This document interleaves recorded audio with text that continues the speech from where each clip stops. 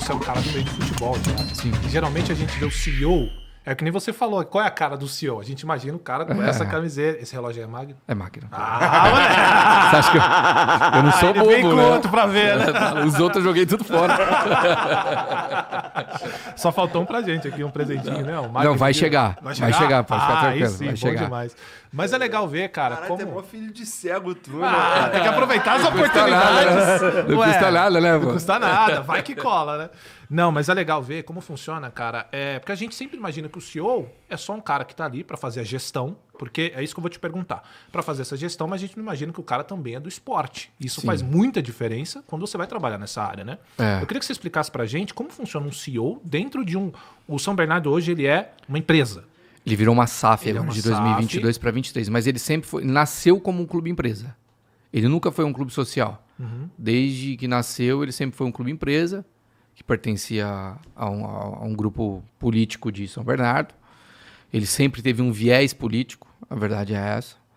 E quando nós fizemos a compra, o nosso grande senão era desmistificar a parte política dentro do clube. Isso foram desses 3 anos que nós estamos à frente do clube, o primeiro e o segundo, ali até metade do segundo, foi uma luta para desmistificar essa história, que nós somos totalmente apartidários. Nós não estamos fazendo futebol com o interesse político da cidade. Nós estamos fazendo futebol porque a gente entende isso como um negócio. Né?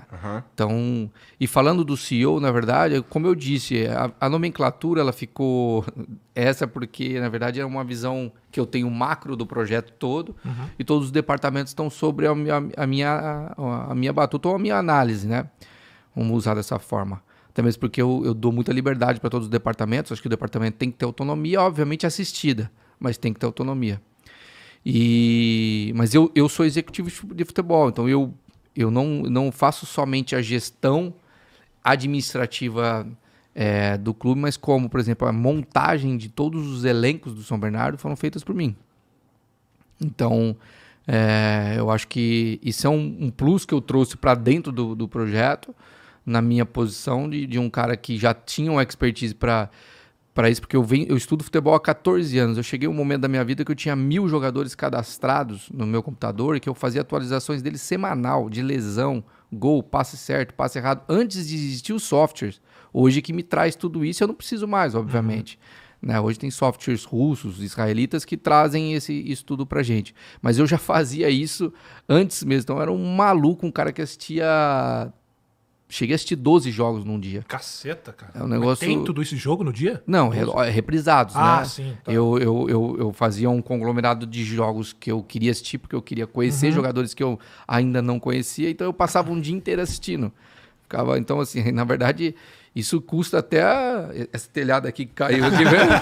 Custou tudo isso. Depois ele te passa uma ajudinha. Eu tô precisando. Mas é legal, isso quer dizer que você vindo do futebol faz com que você tenha essa visão, né? E é isso que eu queria que você explicasse pra gente.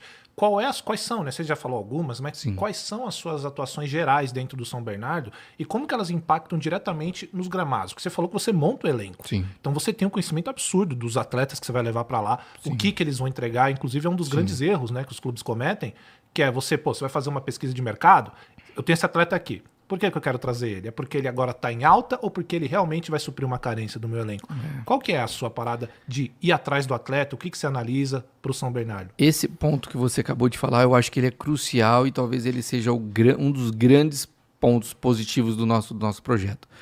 Porque hoje a contratação ela está mais embasada no que o atleta está apresentando numa outra equipe, com uma outra plataforma de jogo, com outro modelo de jogo, com uma outra forma de pensar o jogo.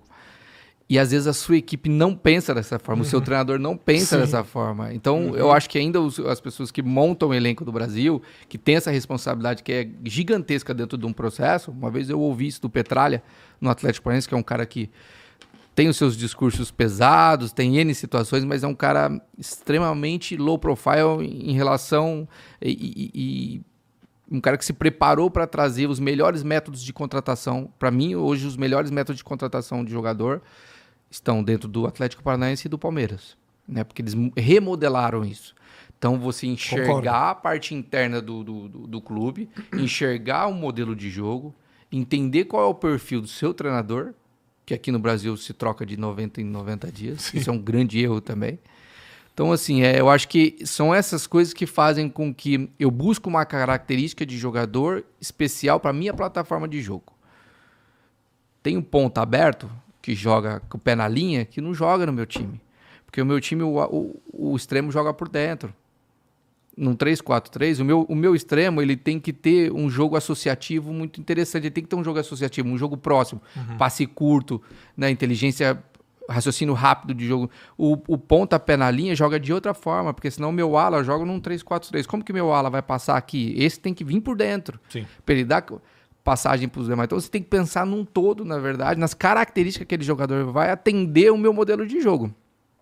E falando em relação às minhas atribuições, até chegar ao campo, obviamente que todo o planejamento, controle de orçamento, porque no São Bernardo, o que eu sempre conversei com o Roberto e falei que a gente faria diferente? O mês tem que ter 30 dias. O quinto dia útil nós temos que ter muita responsabilidade com o quinto dia útil, porque o cara vence a escola da filha dele, vence o plano de saúde da família dele, vence o aluguel, ou vence a prestação da casa, do jogador. E a gente tem mania de enxergar o jogador só como jogador. Ali são seres humanos e a relação do dia a dia ela só fica saudável no momento que você consegue construir algo nesse sentido, com muito respeito. E eu acho que dessa forma, controlando o orçamento, todos os departamentos, como a gente faz, departamentos enxutos, eu fiz questão de fazer departamentos enxutos, que eu não gosto de cabine de emprego dentro desses clubes sociais, com um monte de funcionário que acaba não tendo nada para ofertar no dia a dia. Nem são culpados, não estou dizendo que eles são culpados, mas eles não trazem nada para o dia a dia, não rende. E acaba que fica um monte de gente, um orçamento extremamente fora do contexto, fora daquilo que arrecada até mesmo, e aí começam esses problemas que a gente enxerga aí no dia a dia. É essa a principal fonte de receita? No nosso caso, não. Quando nós montamos o business plan desse projeto, eu sempre disse que, obviamente junto com o Roberto, que o resultado econômico não precedia o resultado esportivo. Não precederia em momento nenhum. Por quê? Porque nós tínhamos o São Bernardo com um campeonato, Série A2 do Campeonato Paulista. Uhum. A gente tinha alguns anos para conseguir colocar esse clube nas principais plataformas do campeonato do futebol brasileiro. Quais são? Paulistão, Copa do Brasil e Série B do Brasileiro. Uhum. Essas são as 3 plataformas que o São Bernardo precisa. Aí da Série B para a Série A, isso é questão de detalhe, um ano sobe, pode ser que permaneça um pouco, depois volta, isso é natural do mercado. O desejo é que não volte, mas pode voltar. E depois nós vamos nos preparar de novo para bater na Série A novamente. Mas essas seriam as 3 plataformas onde o clube teria solidez financeira também. Entendeu?